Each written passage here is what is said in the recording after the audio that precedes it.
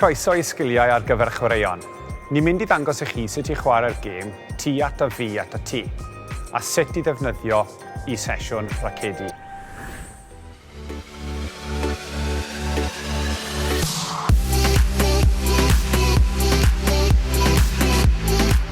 Ar gyfer y gweithgaredd hwn, bydd angen smotiau neu gonau, racedi, pêl tennis neu shuttlecock, a rhwyd neu wal, ac ardal digon mawr ar gyfer y plant a fydd yn cymryd rhan.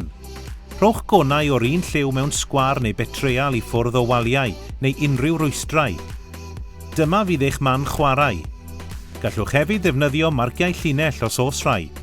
Rhowch un linell o'r un conau neu smotiau lliw ar y llawr i efelychu'r parth yng nghanol yr ardal chwarae, neu fe allech chi ddefnyddio rhwyd neu wrthrych mawr fel wal fach os yw ar gael.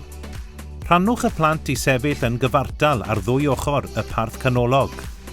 Gan ddefnyddio raced, maen nhw'n taro'r bêl neu'r shuttlecock yn ôl ac ymlaen gymaint o weithiau â phosib am gyfnod penodol o amser. Ceisiwch gadw sgôr o sawl gwaith maen nhw'n pasio yn ôl ac ymlaen heb golli rheolaeth. Efallai y bydd angen i chi wneud newidiadau i'r gweithgaredd i'w gwneud yn haws, yn anoddach neu yn fwy o hwyl i rai neu'r plant cyfan. Gallwch ddefnyddio LTOP i wneud newidiadau i'r gêm, i wneud yn siŵr ei fod yn gynhwysol i bawb. Mae L yn golygu lle, allwch fod yn nes at, ymhellach i ffwrdd, lle creu mwy neu lai o le. Mae T yn golygu tasg, sut y gallwch chi chwarae'r gêm.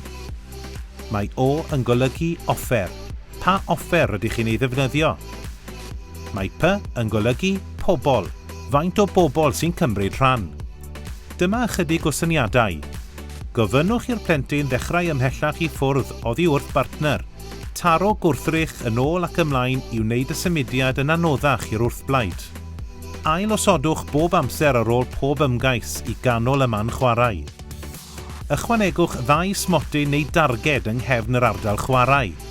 Ar ôl 5 pas, nod plant yw taro'r gwrthrych i daro'r target neu trwy'r smotiau yng nghefn yr ardal chwarae.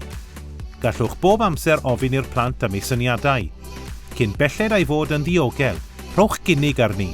Gobeithio eich bod wedi mwynhau gwylio'r fideo a chael syniadau ar sut i'w ddefnyddio yn eich sesiwn. I gael rhagor o wybodaeth a syniadau, ewch i active.cymru.